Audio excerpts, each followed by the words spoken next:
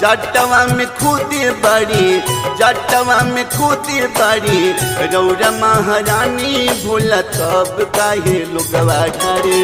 गंगा जी के पानी भोला तब काहे रौरा चढ़े।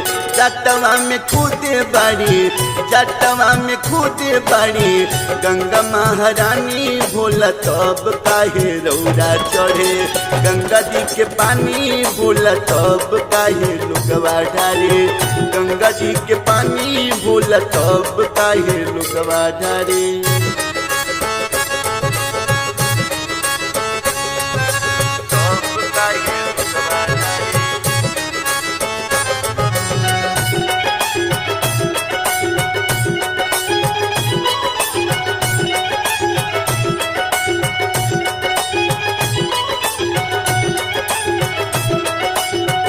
बस सवारी